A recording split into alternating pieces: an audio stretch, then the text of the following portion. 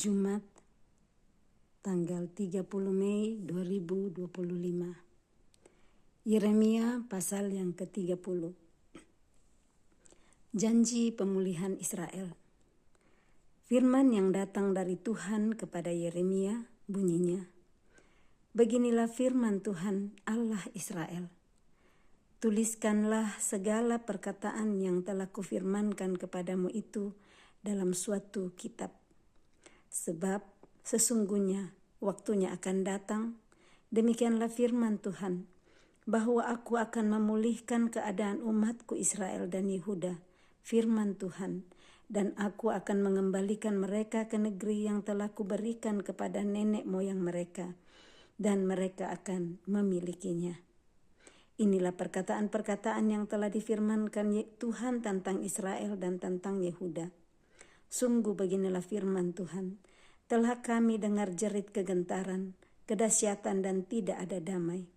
Cobalah tanyakan dan selidiki.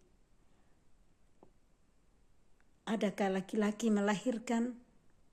Mengapa setiap laki-laki kulihat tangannya pada pinggangnya, seperti seorang perempuan yang melahirkan? Mengapakah setiap muka berubah menjadi pucat? Hai, alangkah hebatnya hari itu, tidak ada taranya. Itulah waktu kesusahan bagi Yakub, tetapi ia akan diselamatkan daripadanya. Maka pada hari itu demikianlah firman Tuhan semesta alam, aku akan mematahkan kuk dari tengkuk mereka dan memutuskan tali-tali pengikat mereka, dan mereka tidak akan mengabdi lagi kepada orang-orang asing.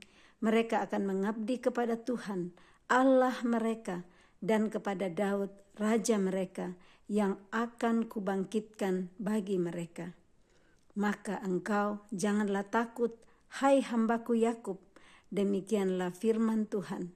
Janganlah gentar, hai Israel, sebab sesungguhnya aku menyelamatkan engkau dari tempat jauh, dari keturunanmu dari negeri pembuangan mereka.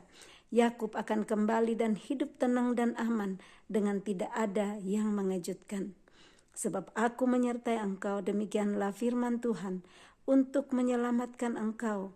Segala bangsa yang keantaranya engkau kuserahkan akan kuhabiskan, tetapi engkau ini tidak akan kuhabiskan. Aku akan menghajar engkau menurut hukum, tetapi aku sama sekali tidak memandang engkau tak bersalah. Sungguh beginilah firman Tuhan, penyakitmu sangat payah, lukamu tidak tersembuhkan, tidak ada yang membela hakmu, tidak ada obat untuk bisul, kesembuhan tidak ada bagimu. Semua kekasihmu melupakan engkau, mereka tidak menanyakan engkau lagi. Sungguh aku telah memukul engkau dengan pukulan musuh, dengan hajaran yang bengis, karena kesalahanmu banyak, dosamu berjumlah besar. Mengapakah engkau berteriak karena penyakitmu, karena kepedihanmu sangat payah, karena kesalahanmu banyak, dosamu berjumlah besar? Maka aku melakukan semuanya ini kepadamu. Tetapi semua orang yang menelan engkau akan tertelan, dan semua lawanmu akan masuk ke dalam tawanan. Orang-orang yang merampok engkau akan menjadi rampokan, dan semua orang yang menjarah engkau akan kubuat menjadi jarahan.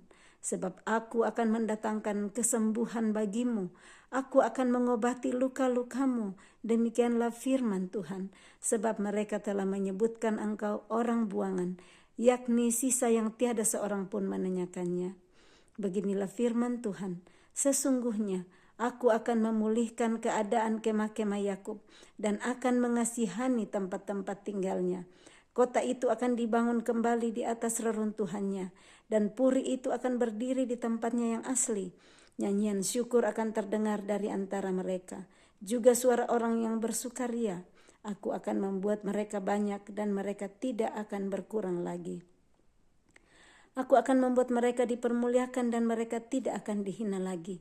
Anak-anak mereka akan menjadi seperti dahulu kala, dan perkumpulan mereka akan tinggal tetap di hadapanku. Aku akan menghukum semua orang yang menindas mereka. Orang yang memerintah atas mereka akan tampil dari antara mereka sendiri, dan orang yang berkuasa atas mereka akan bangkit dari tengah-tengah mereka. Aku akan membuat dia maju dan mendekat kepadaku. Sebab siapakah yang berani mempertaruhkan nyawanya untuk mendekat kepadaku? Demikianlah firman Tuhan. Maka kamu akan menjadi umatku dan aku akan menjadi Allahmu. Lihatlah angin badai Tuhan, yakni kehangatan murka, telah keluar menyambar, angin puting beliung, dan turun menimpa kepala orang-orang fasik. Murka Tuhan yang menyala-nyala itu tidak akan surut, sampai ia telah melaksanakan dan mewujudkannya. Apa yang dirancangnya dalam hatinya pada hari-hari yang terakhir, kamu akan mengerti hal itu. Amin. Ya, ini firman Tuhan di Yeremia 30, di mana datang lagi firman Tuhan kepada Yeremia. Yeremia meminta kepada Tuhan meminta kepada Yeremia untuk menuliskan segala perkataan yang telah Tuhan firmankan kepadanya dalam suatu kitab. Jadi kita lihat di sini bagaimana Tuhan selalu menyampaikan apa yang dia mau sampaikan kepada bangsa Israel melalui Yeremia. Dan Tuhan minta supaya segala perkataan yang dia telah firmankan kepada Yeremia untuk dituliskan dalam suatu kitab. Kita lihat bahwa kadang kita saat mendengar pesan atau cerita-cerita dengan orang, saat kita mendengar kita pikir akan ingat terus. Tetapi besok, lusa atau 1 minggu sesudahnya sudah enggak ingat semua. Apalagi kalau sudah lewat 1 bulan, 1 tahun, 5 tahun, 10 tahun. Nah, makanya perlu dituliskan.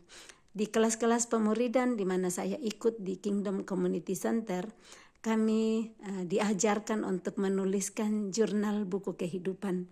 Nah, buku kehidupan itu bagaimana perjalanan hidup kami bersama Tuhan setiap hari di dalam menghidupi firman, belajar untuk memperbaiki dari manusia lama ke manusia yang baru. Ada yang perlu kami tulis supaya enggak lupa.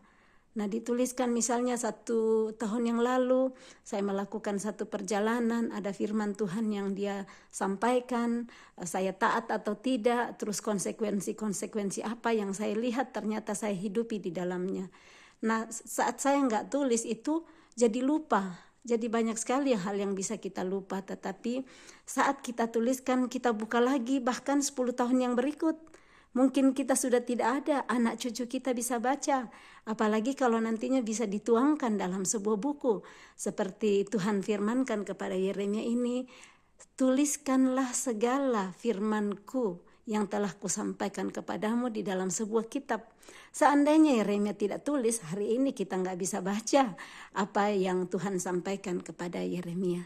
Jadi terima kasih banyak Nabi Yeremia yang sudah berjerih lelah menuliskan firman-firman Tuhan yang disampaikan dulu kepada bangsa Israel, yang menjadi pembelajaran hidup bagi kita hari ini untuk melihat bagaimana saat kita tidak taat kepada Tuhan atau bagaimana saat kita taat kepada Tuhan selalu ada konsekuensi dari semua yang kita lakukan. Nah, kita lihat di situ bagaimana Tuhan menjanjikan bahwa Dia akan memulihkan keadaan umatnya Israel dan Yehuda. Dia berjanji akan mengembalikan mereka ke negeri yang telah Tuhan berikan kepada nenek moyang mereka. Waktu surat ini dikirimkan Yeremia, waktu firman ini sampai kepada Yeremia, bangsa Israel masih di dalam pembuangan di tanah Babel, di negeri Babel. Dan Tuhan sudah memberi janji. Jadi di hadapan mereka masih menjadi tawanan di Babel, tetapi Tuhan sudah memberikan janji di depan bahwa Tuhan akan mengembalikan mereka. Nah, bagaimana juga dalam hidup kita, apakah kita mau pegang janji Tuhan, sekalipun di depan mata kita masih tertawan, masih masalah, masih enggak kerja, masih banyak hutang, masalah keluarga belum selesai, dengan suami, dengan istri, dengan anak, dengan menantu, dengan ipar, dengan mertua, kelihatannya masih kacau balau. Cari janji Tuhan. Janji Tuhan ada di dalam firman-Nya, karena firman-Nya adalah Dia sendiri. Saat kita berpegang teguh kepada janjinya, kita pegang apa yang Tuhan perkatakan, kita hidupi perintah-perintahnya, maka kita akan menerima satu kali firman itu datang kepada kita.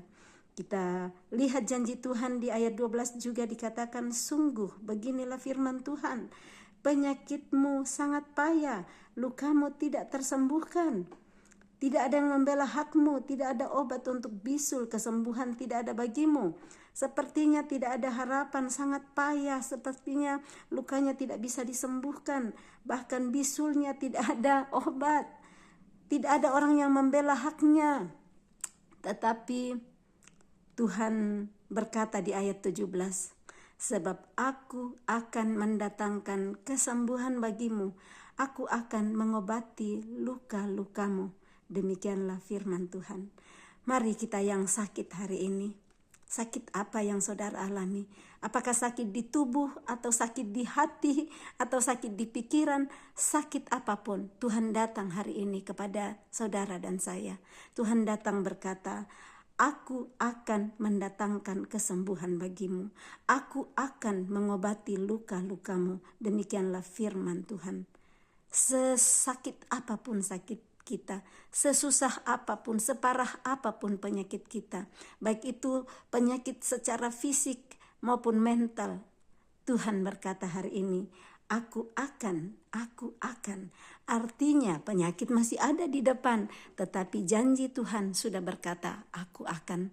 Waktunya Tuhan kita tidak tahu, caranya Tuhan kita tidak tahu, tetapi yang kita bisa lakukan adalah mempercayai firman-Nya, mempercayai janjinya, dan kita lakukan apa yang resep-resep Dia berikan kepada kita. Lakukan resep itu, makan obat yang Tuhan berikan, makan obat yang Tuhan pakai dokter untuk memberikan obat. Maka kita percaya satu hari nanti janji Tuhan yang akan mendatangkan kesembuhan, yang akan mengobati luka-luka kita, akan kita nikmati. Percaya terus apa kata Tuhan. Dia adalah Allah yang setia. Dia adalah Allah yang tidak pernah melupakan janjinya. Sekalipun kadang kita merasa Tuhan sudah lupa janjinya. Tuhan sudah melupakan aku. Sudah begitu lama aku menghadapi masalahku. Sudah bertahun-tahun Tuhan tidak pernah menengok saya.